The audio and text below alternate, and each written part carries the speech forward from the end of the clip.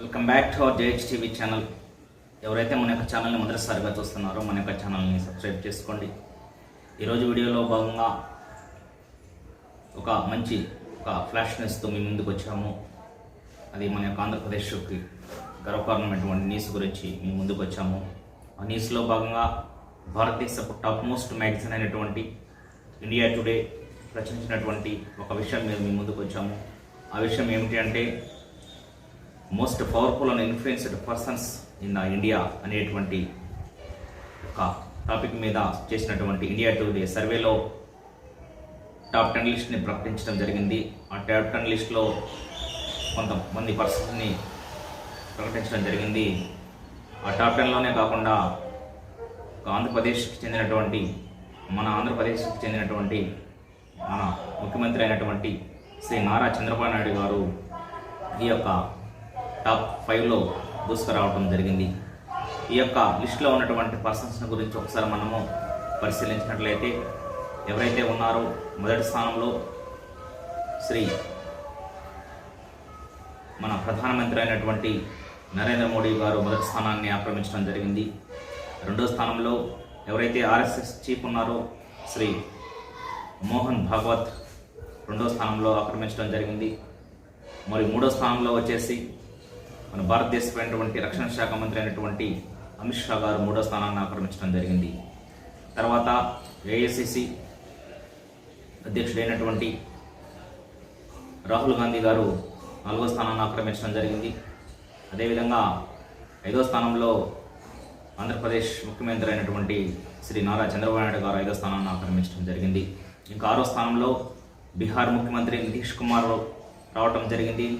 7వ స్థానంలో యూపీ ముఖ్యమంత్రి అయినటువంటి యోగి ఆదిత్యనాథ్ ఆక్రమించడం జరిగింది. ఇంకా 8వ స్థానంలో టీఎంసీ అధ్యక్షురాలైనటువంటి బెంగాల్ ముఖ్యమంత్రి అయినటువంటి మమతా బెనర్జీ 8వ స్థానాన్ని ఆక్రమించడం జరిగింది. ఇంకా 9వ స్థానంలో తమిళనాడు ముఖ్యమంత్రి అయినటువంటి ఎంకే స్టాలిన్ 9వ స్థానంలో ఉండటం జరిగింది. ఇక 10వ స్థానంలో ఎస్పీ పార్టీ యొక్క అధ్యక్షుడైనటువంటి అఖిలేష్ యాదవ్ యొక్క 10వ స్థానంలో ఆక్రమించడం జరిగింది. మనం చెప్పినటువంటి విధంగా టాప్ ప్లేస్లో ఉన్నటువంటి చంద్రబాబు నాయుడు అని చెప్పాము. టాప్ ప్లేస్లో ఎలా అయ్యాడనేటువంటి దాని గురించి ఒకసారి ఆలోచించినట్లయితే ఈ ప్రకటించినటువంటి యొక్క లిస్టుల్లో ప్రస్తుతం ముఖ్యమంత్రిగా ఉన్నటువంటి పర్సన్స్లో చంద్రబాబు నాయుడు గారు, యోగి ఆదిత్యనాథ్, స్టాలిన్, మమతా బెనర్జీ మరియు నితీష్ కుమార్ మాత్రమే ఈ యొక్క లిస్టులో ముఖ్యమంత్రులుగా ప్రస్తుతానికి ఉన్నారు. వాళ్ళల్లో చూస్తున్నట్లయితే టాప్ ర్యాంక్ కైవసం చేస్తుంది మాత్రం ఆంధ్రప్రదేశ్ ముఖ్యమంత్రి అయినటువంటి శ్రీ నారా చంద్రబాబు నాయుడు గారు. ఈ విధంగా చంద్రబాబు నాయుడు గారు కంబ్యాక్ సిబిఎన్ లాగా దూసుకొచ్చినటువంటి తీరు ఎంతో అద్భుతము. ఎందుకంటే ఈ యొక్క లిస్టు అనేటువంటిది గత 2023 నుంచి మరియు 2024 ఎలక్షన్స్ వరకు జరిగినటువంటి పరిణామాలు మరియు ఎలా వచ్చారు అనేటువంటిది, ఎలా కంబ్యాక్ అయ్యారు అనేటువంటి విషయాలపైన పరిగణలోకి తీసుకొని ఇండియాస్ టాప్ మోస్ట్ సంస్థ అయినటువంటి ఇండియా టుడే ప్రకటించారు. అంటే వాళ్ళు ఎలాగా కంబ్యాక్ అయ్యారు, ఎలా పీపుల్ని ఇన్ఫ్లుయెన్స్ చేశారు, ఎలా కొన్ని యొక్క ప్రతికూల పరిస్థితులను కూడా ఎలా ఎదుర్కొన్నారు అనేటువంటి వాటి మొత్తాన్ని కూడా వాళ్ళు క్యాలిక్యులేట్ చేసుకొని ఈ లిస్టును ప్రకటించడం జరిగింది. ఈ కోణంలోనే ప్రథమ స్థానంలో నిలిచినటువంటి శ్రీ నారా చంద్రబాబు నాయుడు గురించి ఒకసారి మనం చూసినట్లయితే దాదాపు ఆయన 30 సంవత్సరాల రాజకీయ చరిత్రలో ఉన్నారు. దాదాపు 14 సంవత్సరాలు అంతకుముందు ప్రతిపక్షంలో ఉన్నారు. కానీ అంతకుముందు ఉన్నటువంటి 5 సంవత్సరాల ప్రతిపక్షము వేరే విధం అని చెప్పుకోవచ్చు. ఎందుకంటే 5 సంవత్సరాల కాలంలో ఆయన పడ్డటువంటి ఇబ్బందులు కానీ మరియు ఆయన ఎదుర్కొన్నటువంటి పరిస్థితులు కానీ ఆయన యొక్క లైఫ్లో ఎప్పుడూ ఎదుర్కోలేదన్నమాట. ఆ యొక్క పరిస్థితులను ఒకసారి పరిశీలించినట్లయితే చివరాఖరికి ఫ్యామిలీని కూడా దూషించడము, ఆ ఫ్యామిలీని కూడా అసెంబ్లీ సాక్షిగా వాళ్ళు దూషించడము, భువనేశ్వర్ పైన వాళ్ళు వ్యాఖ్యలు చేయడము, అప్పుడు ఎంతో భావోద్వేగానికి లోనైనటువంటి చంద్రబాబు నాయుడు గారు ఆ తర్వాత మళ్ళా ఎలక్షన్స్ 2-3 నెలలు ఉంటుందనేటువంటి 3 నెలలు ముందులో జైలుకు పంపించడము, 75 సంవత్సరాల వయసులో జైలు జీవితం అనిపించడము అనేటువంటిది మామూలు విషయం కాదు. ఆ విషయంలో చంద్రబాబు నాయుడు గారు చూపించినటువంటి ఆత్మస్థైర్యం కానీ, గుండె ధైర్యం కానీ, మరియు ఆయన నింపుకున్నటువంటి కాన్ఫిడెన్స్ కానీ వీటన్నిటినీ కూడా వాళ్ళు క్యాలిక్యులేట్ చేసుకున్నట్లు మనకు అర్థమవుతుంది. తర్వాత వచ్చి అదేవిధంగా వెంటనే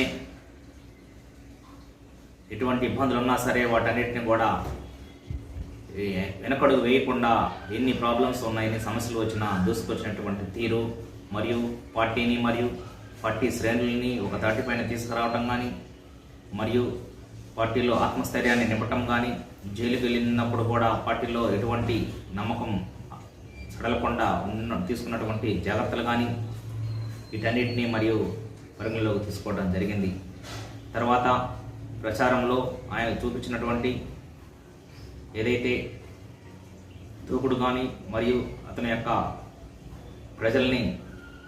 ప్రజల్లో తమ యొక్క పార్టీ పైన చూపించిన నమ్మకం క్రియేట్ చేయడానికి ఆయన చేసినటువంటి ఏదైనా సరే ప్లానింగ్స్ కానీ వీటన్నిటినీ కూడా క్యాలిక్యులేట్ చేసుకొని టాప్ మోస్ట్ పర్సన్స్గా వాళ్ళు చేయడం జరిగింది. అంతేకాదు భారతదేశంలో అతి శక్తివంతమైనటువంటి ప్రపంచంలోనే శక్తివంతమైనటువంటి నాయకుడైనటువంటి నరేంద్ర మోడీ మొదటి స్థానంలో నిలిస్తే, తర్వాత భారతదేశానికి వెన్నెముక ఉన్నటువంటి బీజేపీకి వెన్నెముకగా ఉన్నటువంటి బలమైనటువంటి ఒక సైన్యంలాగా పనిచేస్తున్నటువంటి ఆర్ఎస్ఎస్ చీఫ్ శ్రీ మోహన్ భాగవత్ రెండో స్థానంలో ఉండటము, దాని తర్వాత మూడో స్థానంలో ఉన్నటువంటి ఇంకొక పవర్ఫుల్ పర్సన్ అయినటువంటి నరేంద్ర మోడీ తర్వాత బీజేపీలో హోంశాఖ మినిస్టర్ అయినటువంటి అమిత్ షా గారు మూడో స్థానంలో ఉండటం జరిగింది. మరొక అఖిలపక్ష అధ్యక్షుడైనటువంటి కాంగ్రెస్ పార్టీ అధ్యక్షులైనటువంటి శ్రీ రాహుల్ గాంధీ నాలుగో స్థానంలో ఉండటము, ఈ యొక్క హేమీల తర్వాత స్థానంలో శ్రీ చంద్రబాబు నాయుడు గారు రావటం అనేటువంటిది పార్టీలకు అతీతంగా కూడా మనకు తెలుగువారమైనటువంటి మనకు గర్వకారణంగా మనము చెప్పుకోవచ్చు ఆ విషయంలో.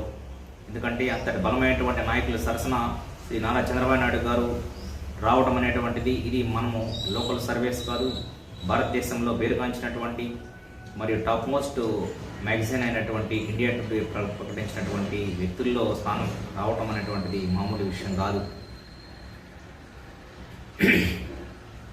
వాళ్ళు దాదాపు 2023-24 సంవత్సరంలో చోటు చేసుకున్నటువంటి పరిస్థితులని మరియు వాళ్ళు ఎలా ఎదుర్కొన్నారు మరియు ఎలా ఓవర్కమ్ అయ్యారు, ప్రజల్ని ఎలా ఇన్ఫ్లుయెన్స్ చేశారు, ప్రజలలో మళ్ళా ఎలా కంబ్యాక్ అయ్యారు, ప్రజల్లో మళ్ళా నమ్మకాన్ని ఎలా కలిగించారు అనేటువంటిది వీటన్నిటి విషయాలపై మీద వాళ్ళందరూ క్యాలిక్యులేట్ చేసి ఇండియా టుడే వాళ్ళు ఈ యొక్క లిస్టును ప్రకటించడం జరిగింది.